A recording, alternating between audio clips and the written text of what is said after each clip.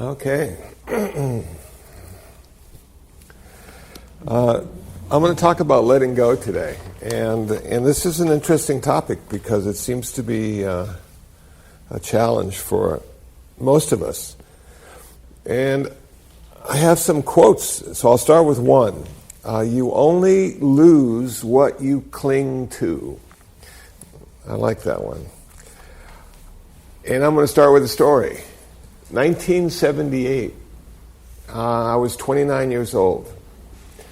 And it was a difficult year because I was about to turn 30, and that was like the worst age you could be. Now, in reading the story of the Buddha, something dramatic happened to him at 29 as well. He left his family and spent 6 years working on becoming enlightened. I didn't do that. I quit smoking. Now, I had smoked for 14 years and found it to be very satisfying. And I couldn't really figure out why until I stopped. It's a great habit. It satisfies a lot of the things that habits satisfy. In 1978, they were 55 cents a pack. So you could really smoke a lot and not spend too much money at all. And I just woke up one day and said, I'm going to quit smoking. So it seemed to happen at a more subconscious level than a conscious level. But then I had to deal with the whole physical and emotional challenge of getting rid of this addiction and having to kill the person that smoked in order for the person who didn't smoke to be born. So there was a lot of killing and rebirth in this whole thing. So how did it feel? What did I sense when I quit smoking? You know, I used smoking to celebrate my life. And when I would go to the grocery store to purchase my food, when I got in the parking lot, I would light up a cigarette. And it was a celebration of the event that was about to happen, going into Vons. And you could smoke in the supermarket in those days, you know, and you'd be smoking and you just throw your cigarette butt on the ground and squish it out next to the cantaloupe, you know. And it was just an odd, you know, now we look back and you go, how could that ever be? But that's how it was. And then after I purchased all that I needed to purchase, then I would have another cigarette, celebrating the fact that I had completed the task and done it well. And then I would get in my little car and drive to my little apartment. And when I took all the groceries from the car to the apartment, I would have another cigarette and celebrate the fact that they were now in my apartment.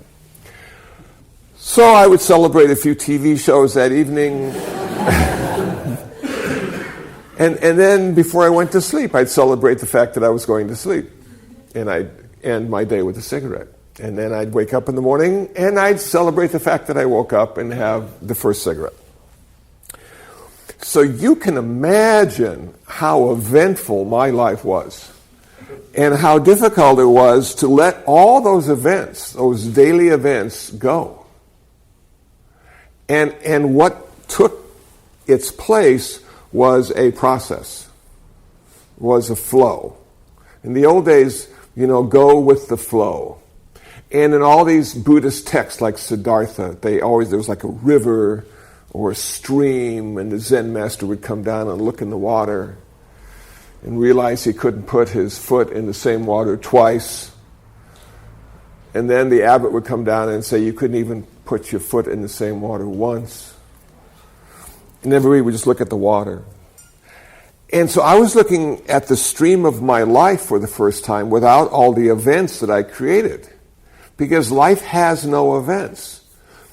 I know it's hard to believe we're getting ready for July 4th, which is like a really big event. And we're going to celebrate by making a lot of noise and drinking. And the fact that we created a nation. And isn't it wonderful? And then everybody wakes up with hangovers the next day. And And in this celebration, we come together as Americans, whatever Americans are. And it's nice. It gives us a community feeling, and it gives us a chance to be connected. And then the next day we go our separate ways. So as I looked at this process that was evolving out of the events of my life, I started to see that there was no beginning and there was no end. And that it was sort of mediocre. It was sort of boring not to have all those events to celebrate, like going to the supermarket. And my physical and emotional response was one of anxiety and anticipation and enthusiasm and excitement. You know, it was just, and I wanted to do something to mark that, and now there was nothing to do. So I had all this energy building up. And it reminded me of later, many years later, as I care for the cats and actually have cared for some of them in their dying process and watched them die, that there's a moment of just this wonderful peace, and then there's these tremors go through this little body. And then finally the last breath is gone. And there's stillness. And as I was looking at the process of letting go of my smoking, I would get into these places of peace, and then these little tremors would come. And the tremors were this guy that was going to die, the smoking guy. He was dying. And these little tremors were just going through my body and through my mind. And I didn't realize at the time, but I really needed to be kind and forgiving, because he didn't want to die. He didn't really even want to come into existence. But at the age of 14, I sort of forced him to come into existence because it was cool to smoke. In all my peer group, you know, everybody was smoking, and I wanted to be cool. And it took a long time to really appreciate smoking, because it would irritate your eyes and your nose, and you'd cough, and you'd smell bad, you know. And then finally, it was just sort of who you were. And then it went to, okay, I created you, and now I'm going to destroy you. And I never told him why. But he wouldn't have understood anyway, because I didn't understand that I was dying into somebody new. I was dying into somebody who was going to be 30 and who had no future other than death to look forward to, because people over 30 died quickly, and you couldn't trust them. Never trust anybody over 30. And I was going to be one of those guys you couldn't trust. Now at 66, I don't trust anybody over 85. And if I'm lucky enough to make it there, I'll know why, you know. So, to put this into a context, and to put into maybe a metaphor that we can understand, I was lucky enough at the beginning of this month to be invited to speak at the 10th annual Whitehead Conference on the Ecology. Now, I had given a talk at Pilgrim Place, which is in Claremont, and this is a retirement community for really smart and religious people. And I was invited to give a talk to those who assembled for the talk, and then I was invited to have a buffet lunch with everybody. And so the lunch was pretty good, and the thing that sort of tripped me out about the lunch is you had to put on these plastic gloves because you had to reach into the salad thing. And so all these people had these like plastic gloves as they reached into the salad. And in line was a man named John Cobb. And John Cobb is known as being really smart, and he sort of helped create this community of process theologians. Now, process theology is something that came out of Alfred North Whitehead's philosophical model that includes everything. Now, he was born like in the late 1800s and died in the 1950s, I think, as I recall. And his goal in life was to have a philosophical model that includes everything in the whole universe. And maybe Einstein wanted to do that too mathematically, to include everything. And he published a book called Process and Reality, which is available and really difficult to read, because what he did is he took language and he gave the English language in certain words an expanded meaning. So you had to sort of re-understand the words that he used and the way he used them to sort of get into his model. Meeting John Cobb, John Cobb said to me, would you like to be part of our next Process Theology Conference? And I said, sure. And then I figured out I didn't know anything about process theology. And now I had to speak for an hour and a half on something I didn't know. So 3 books later, I had this sort of model in my head of what it was all about and how I was going to connect it to Buddhism and how I was going to connect it to the ecology.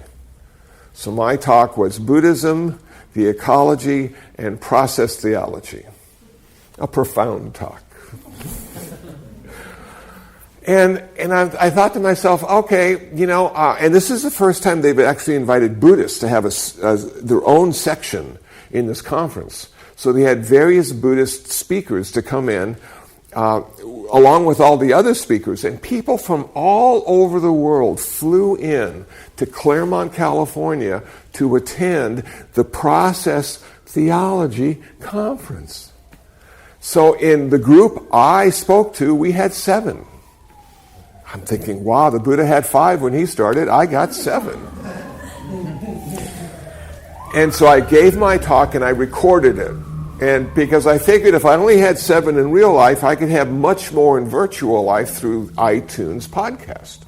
And it sort of turned out to be that way. So a lot of people have heard what I've said. And so let me just fill you in just a smidge on this process theology stuff. Okay, we have process. Wow, that's a good one. The end of the world is coming soon.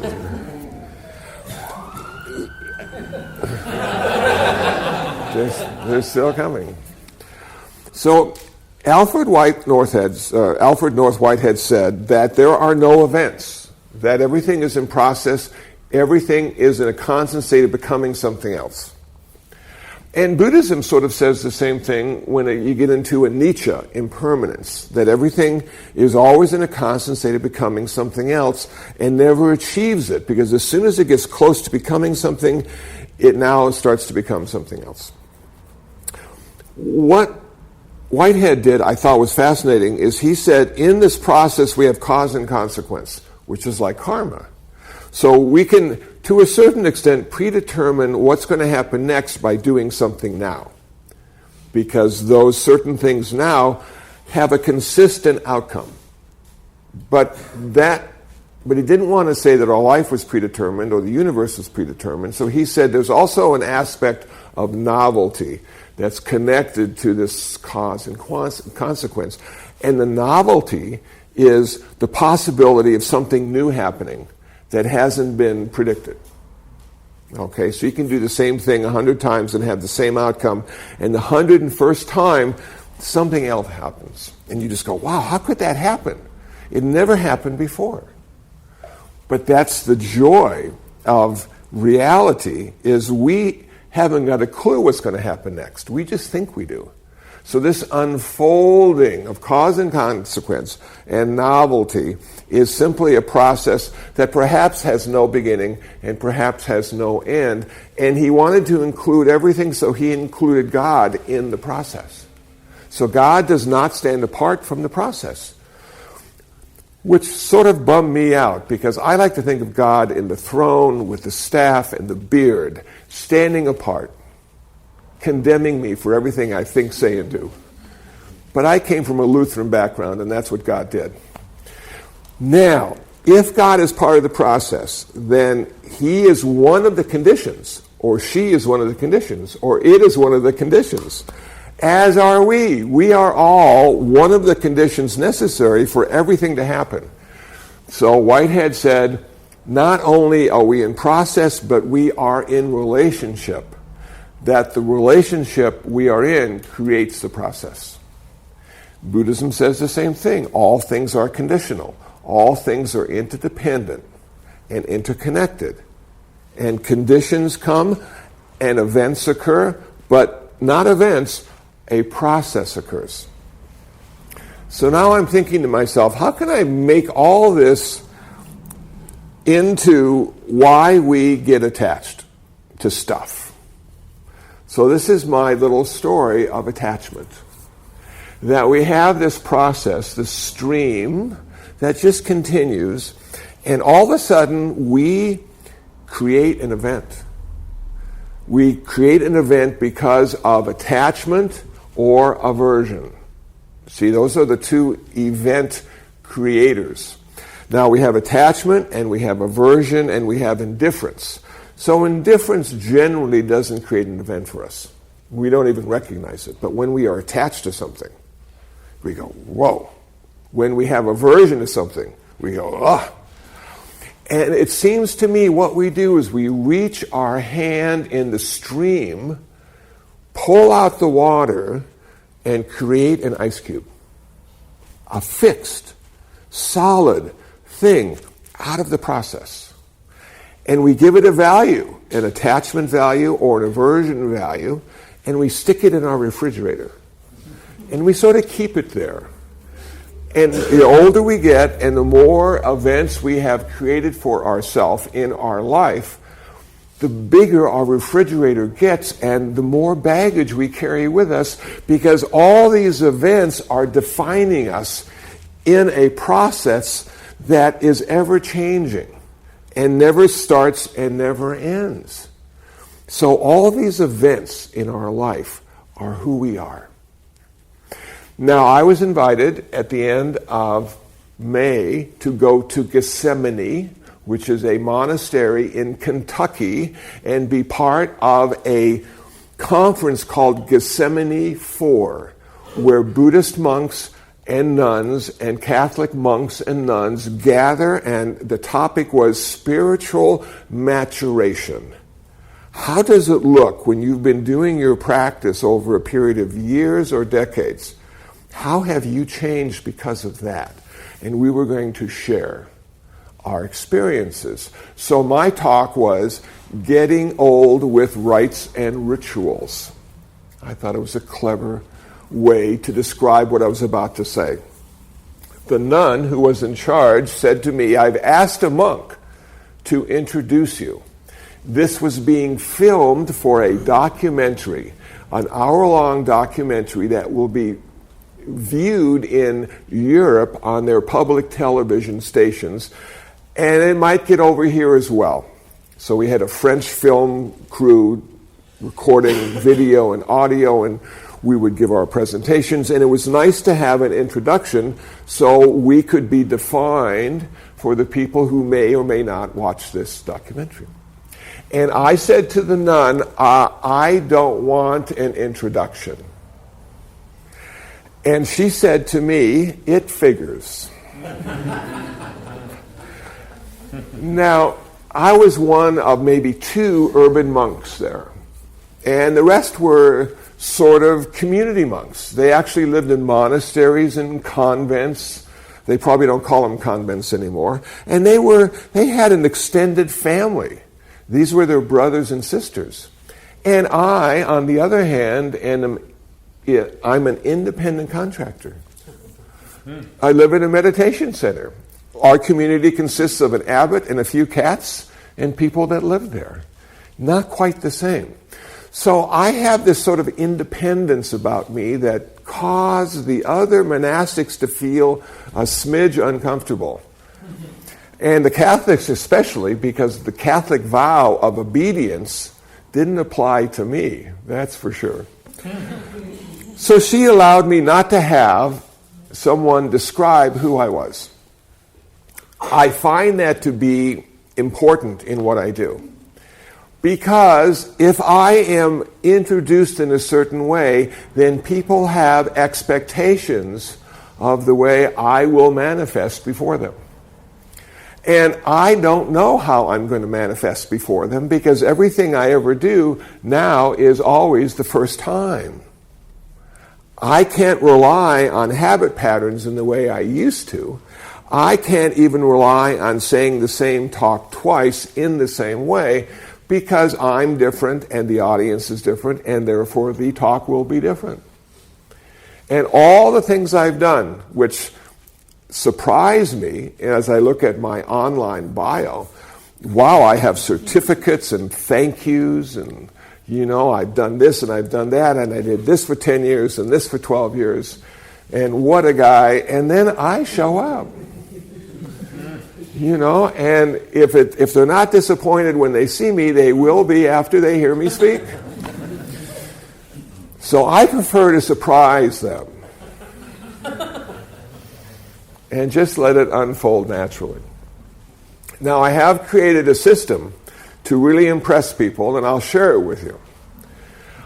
If it's a big event, if it's on stage, I start with my ukulele.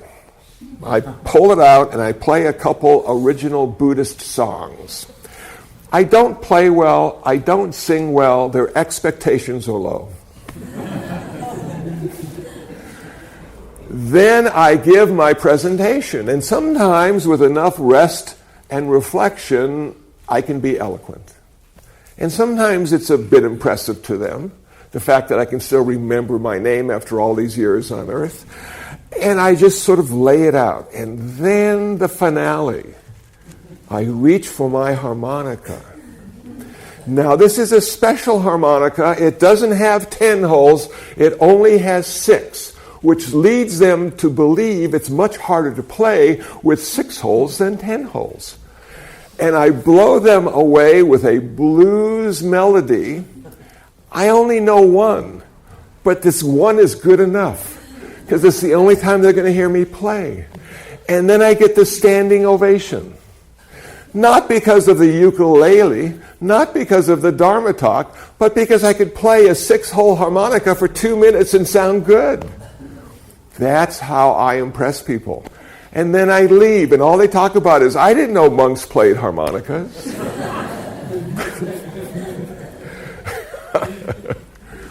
So, I have this ice box filled with ice cubes. We have the red ones and the blue ones, thanks to the matrix. And we have the aversion. We have aversion and we have attachment. So, when I turned 29, I wanted to get rid of one of those attachments. How do you do it? How do you get rid of those ice cubes? And I thought to myself, in putting together this talk, what you do is you bring the ice cube outside so the sun can shine on it and melt it. And so the metaphor of the sun shining on the ice cube could be, I'm going to let my awareness shine on my attachment or aversion without any kind of critical analysis. And I am going to be patient as I focus my awareness, because I don't know how much time it will take for the ice cube to melt, simply because of the awareness. Patience. Patience is a virtue, seldom found in men, never found in cats. We don't know how long it's going to take. I just watch it. And now my physical self is going through all sorts of gyrations because it's getting rid of the chemical addiction and it's also dying. And then there's the emotional self that was created by me, and now I'm going to have to kill it so I can be the next person, the person who doesn't smoke. Finally, my patience turns into acceptance. That I'm able to accept the fact that I was a smoker, past tense. And that I will always be a smoker at some level. That even years later, this desire arises. It's a fascinating thing. After not smoking since 1978, I still have the desire sometimes to smoke. But it only lasts for just a moment. It's like a puff of smoke. What I need to do at that moment, though, is focus my awareness on that desire. Because I have found in my life, I am most susceptible when it fools me or sneaks up on me and attacks me, these desires. So if I'm healthy, if I've had enough sleep, if I have my awareness in place, it arises, I look at it, and I smile. And I say, my old friend smoking, how are you? And it goes away. The first year it took days to go away. The second year it took hours to go away. Now it just takes moments to go away. So letting go for me was an entire process of mind and body using focus and patience to simply watch this arise and not identify it as me arising, but simply identifying it as the process arising. Okay, so this is a dramatic example of letting go, but there are all sorts of things. Now, there was a TV show called What's My Line? And it's on again. And there was this fellow, and his name will come to me, that just fascinated me. I just couldn't figure out what he did, why he's on the panel, why he was so clever. And so I went online, and of course now with Google, all you have to do is, Google the name, and bang. And then I went on YouTube and saw some interviews of him later on in life. And the only thing he ever talked about in every interview on every channel that he found himself on was his ex-wife. And how bad she was. And how she was going after his money. And she would go after him even after he was dead to get every penny she could. And he could not let go. It ruined his life. My father would talk about my mother in somewhat the same way. The man's name was Henry Morgan, just came up. Probably before everybody's time. But my father would talk about my mother in just terrible ways. He could not let her go. They had been divorced for years. Couldn't find the focus or the awareness or the sunlight to go to the next place in his life. And I think that's what Buddhism has really done for me. It has allowed me to talk and understand the idea of vertical schizophrenia. Now, I talked about this before. I'll just talk about it quickly again. Ram Dass, in one of his best talks, talked about himself suffering from vertical schizophrenia. And as Richard Alpert, he was a psychologist and a professor at Harvard University, and they were doing research with LSD, and he got fired, and he went to India, and he found a guru, and he became Ram Dass. Great spiritual teacher. But sometimes he found himself a little bit feisty. And he would invite people up to his room to look at his spiritual paintings, you see. And he realized it wasn't Ram Dass who was inviting these people up to his room to look at the spiritual paintings. It was Richard Alpert, who had materialized, who was a little feisty and wanted to make some new friends. As we evolve from who we used to be to who we are to who we're going to be, sometimes we regress, sometimes we go back, and we find ourselves in habit patterns that are familiar. For instance, visiting your family. Hard not to be that family. Even if you haven't been home in 20 years, all it takes is a few hours, and it's like you never left. So, we have all these people we used to be that need to be honored. Sometimes we need to give them a memorial service because they were trying the best they could and didn't do a very good job of being us. But they could have been young. They could have been deluded. They could have been anxious to become someone and stepped over a lot of people. And only with hindsight and wisdom do we see that that person did the best they could at that time, and we are so happy they are no longer on earth. That they are dead. That's the person you were when you were 9, or 14, or 22, or 30. All those pictures in your photo album to remind you of who you used to be. And now we're in the present moment, and we are nobody because we are becoming the next person we're going to be. See, we're not anybody right now, which gives us a whole lot of freedom because everything is a potential. We can be anything we want to be as long as we are not defined in a specific way. So I gave a talk, a keynote address at a graduation last month. My first invitation. It was to 8th graders who were going to high school.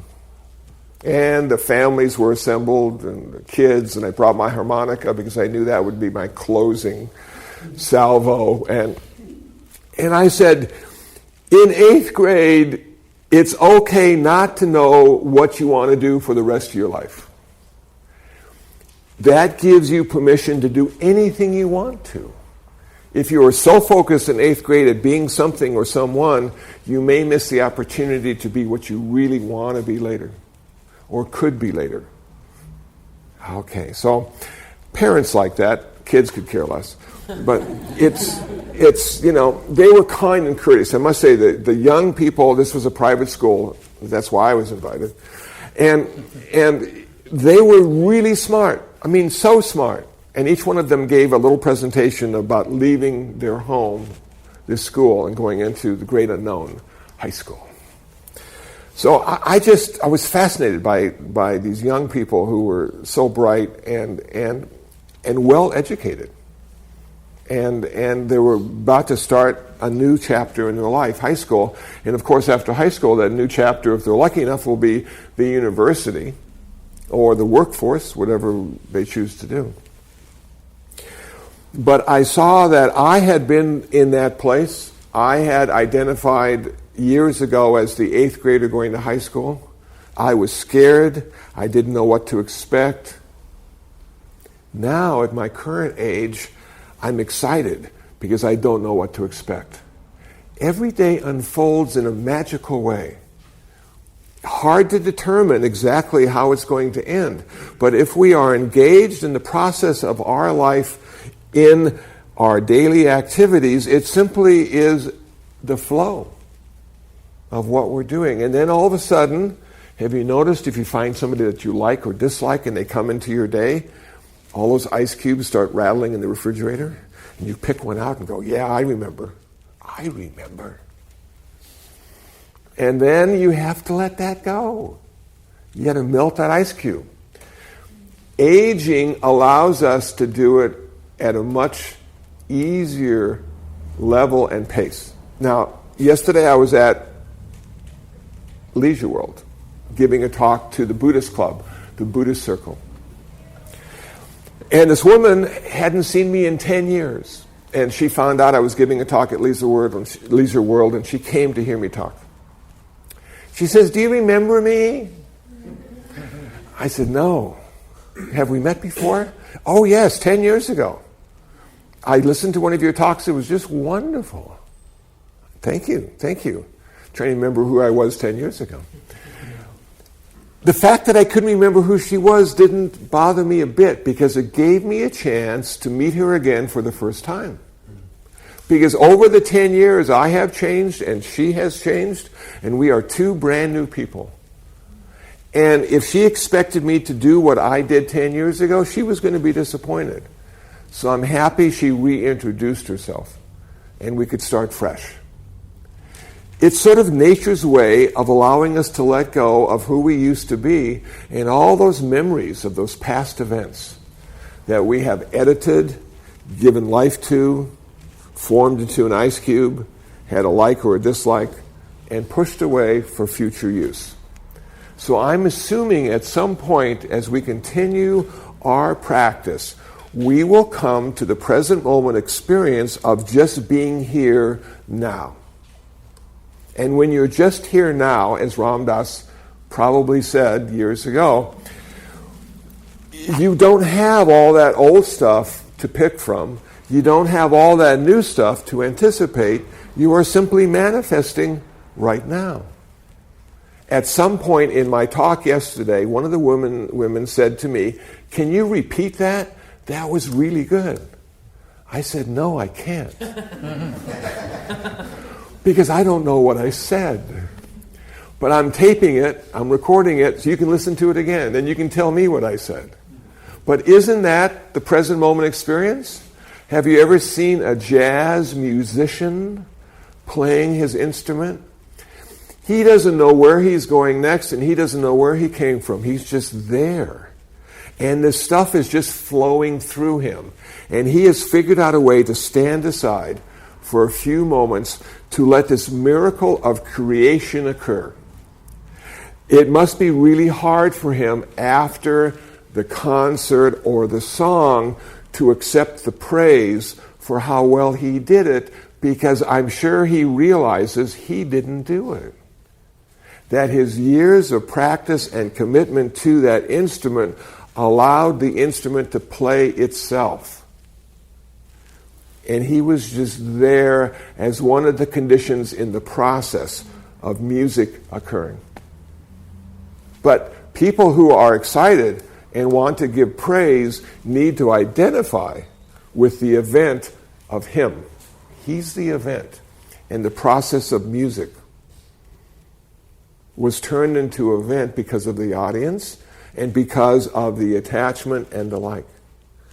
Another ice cube was formed. Can we get rid of all these ice cubes? Attachment and aversion. Yes. Can we reference them? I think we can still use them to our advantage if we don't identify with them as being us.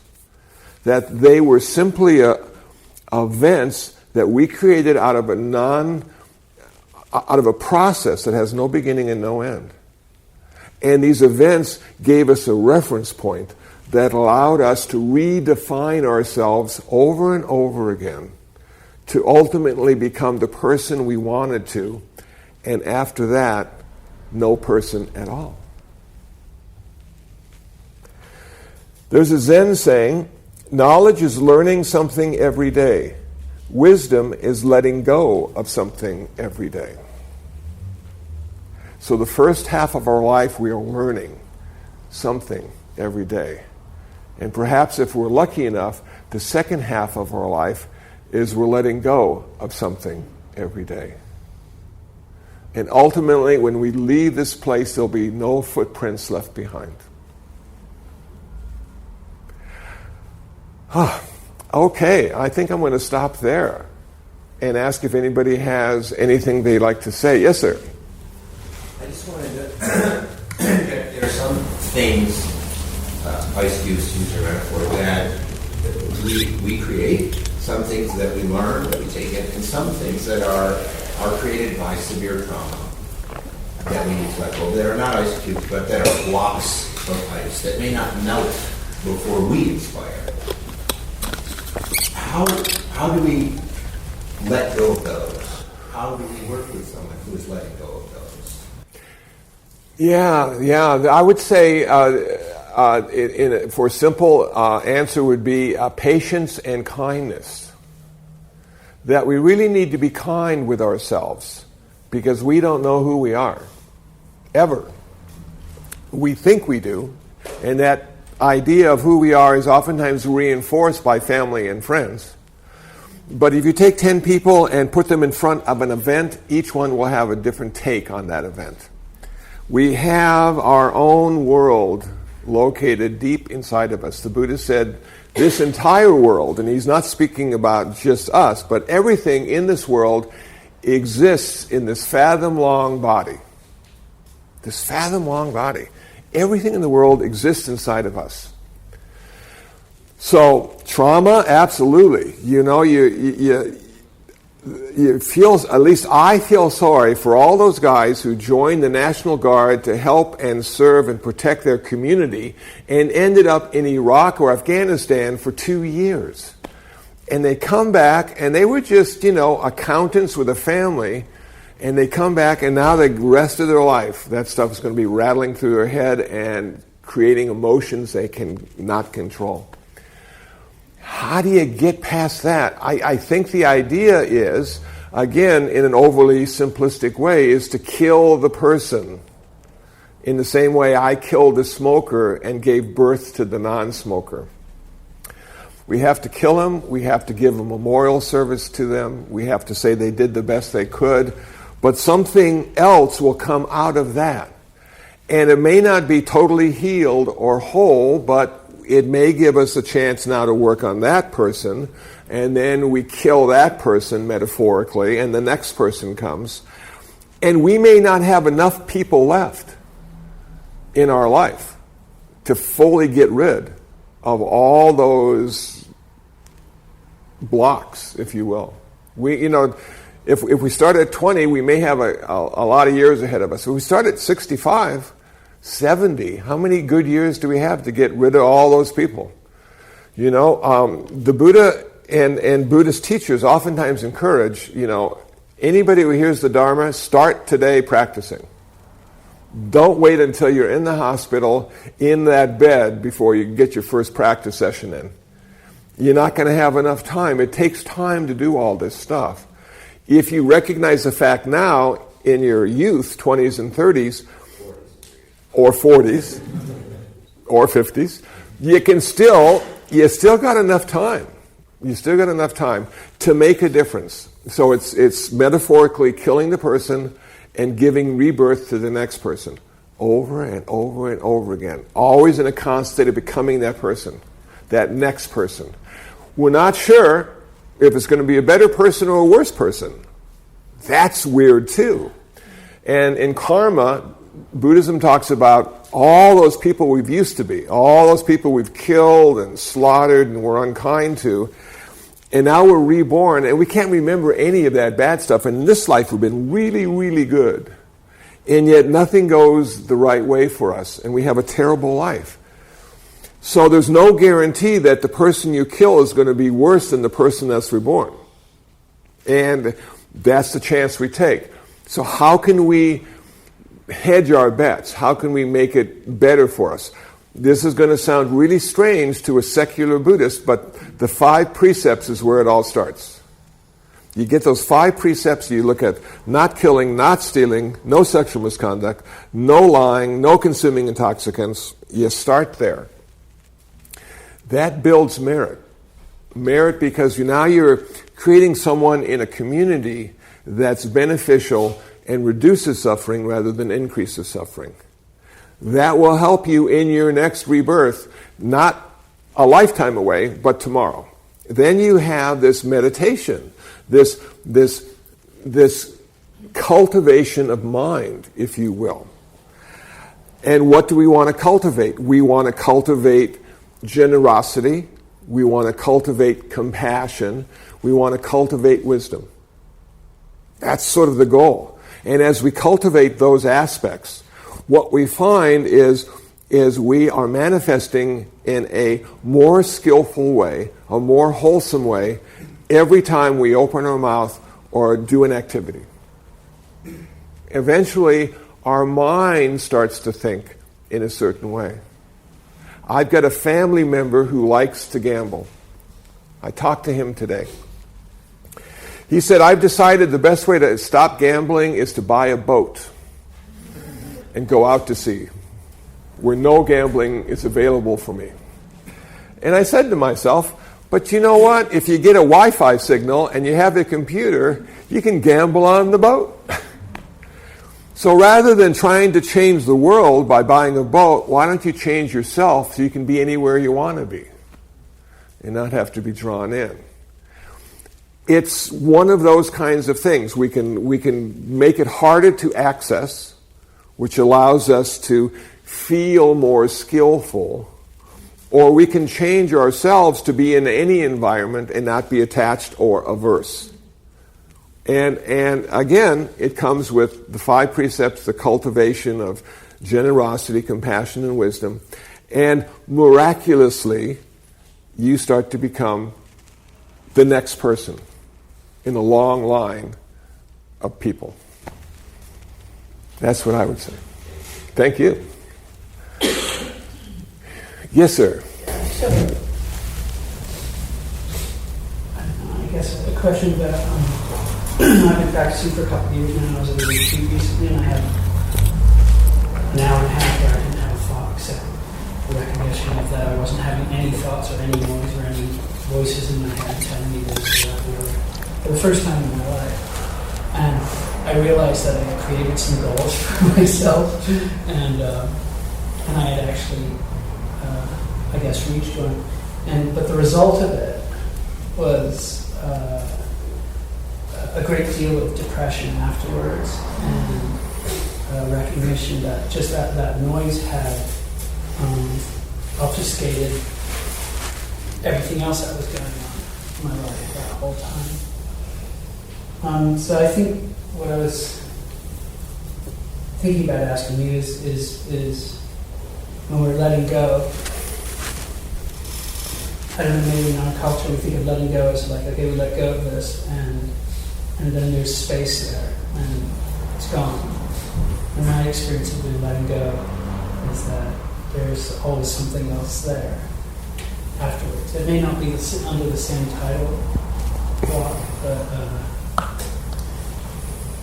I'm just wondering if that's your experience. I think that's called life. There's always something next, you know, until we die, and there's probably always something next after death as well.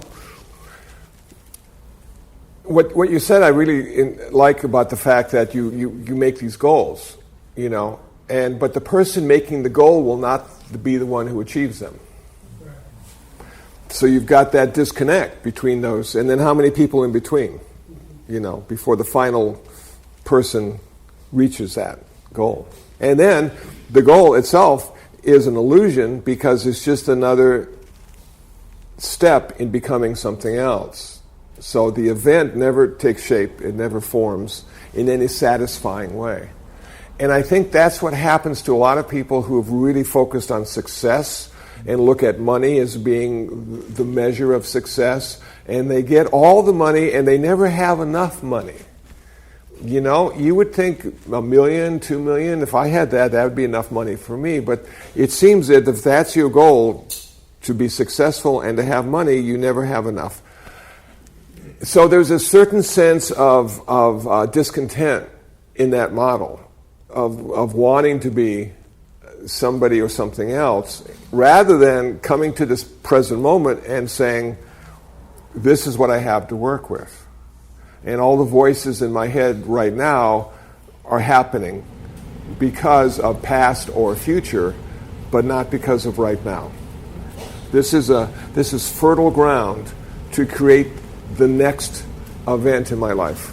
And that event is just a continuation of the process we call our life. Yeah. Yeah, I mean, I think I realized when I got to that point where it was, okay, I have this hour and a half of not thinking other than recognition of not having that noise in my head, that it immediately became something else. Was it immediately supplanted by, oh, well, this is the next year? Yeah. And then we die. That's human life, I suppose. You know, cats maybe go through a similar, but not as, you know, sophisticated. And dogs, maybe less than cats. Just because dogs seem more simple than cats. But it's just so fascinating how our culture sets us up for failure. Because, you know, go to school, get a good education, get a good job, have a great relationship, you'll be happy. And blah. So the family member I talked to, I said to him, well, the reason you're probably gambling and maybe drinking a little bit too much is because you're seeking happiness. You know? And it makes them happy, but there's a really big payback to have your happiness created in that way. And maybe we can, you know, fine tune it. I just posted an article on my Facebook page that a lot of people talked about, and the part of the article that I liked, nobody seemed to say anything about. And the part was that meditation doesn't generally lead to happiness. It leads to peace, which some people think is happiness flatlined. And so I'm thinking to myself, yeah, in selling retreats and selling techniques, in selling Buddhist meditation, we say if you really want to be happy, this is the way to do it without money or drugs. You know, and all you have to do is go on retreat and you'll be happy. The retreats I've gone on, I have been the most unhappy of because all this stuff at a subconscious level becomes available to me. And I realize for the first time exactly how screwed up I am. And now I've got weeks and weeks of sorting and filtering and making sense of it and rationalizing before I come to the place where I was before I went on the retreat. After years of that purging, it really is a purging, and bringing all this stuff into the light of day, I realize I have a greater level of acceptance with myself than I ever have had before. But it didn't come out of being happy. It came out of being frustrated and not knowing and feeling almost victimized by my mind and looking at my mind as the problem. But it's not a problem or a solution. It's a function. It's a function that occurs when you have a body, and we have a human view of the world that allows us to feel certain things in certain ways that no other animal can feel. And with that comes the responsibility of seeking good mental health. But nothing in our culture seems to point us in the direction of good mental health. It seems to point us in the direction of more desire, more craving, more ways to satisfy it by brand new companies that are rising all over the globe, who feel sorry for us because we're suffering in so many ways and make all these wonderful products available so we will end our suffering in a commercial way. How wonderful. And if we can turn off a few of the screens, if we can watch a little less TV, what we start to see is our life is pretty special without all that stimulus. And it is a miracle that we are all still here. You may not think about it, but last year they had 20,000 hit and runs in Los Angeles. 20,000. We were not one of those 20,000. How lucky are we? We should give praise every day, thankful that we are still here and have the opportunity to become someone else over and over and over again. And then, being a Buddhist, when we finally do die, we get to come back again. Aren't we lucky? And go through the whole process one more time. So, the voices in the head, I have those too sometimes, and I listen to them less and less. They're just sort of telling me what they'd like me to do, maybe what I should do, what they think, is important. And if I can just have this choiceless awareness of the situation I find myself in, oftentimes the correct response arises. Not the correct reaction, because that comes from a habitual pattern that's been in place for a long time. But the correct response coming out of the present moment experience of my life. And who's doing that? I don't know. But I don't think I need to know, as long as it's based in generosity, compassion, and wisdom. Thank you. And with that, I think we'll call it a day, a quick loving kindness meditation for all the people in our life, in our community who are suffering today, which is everybody.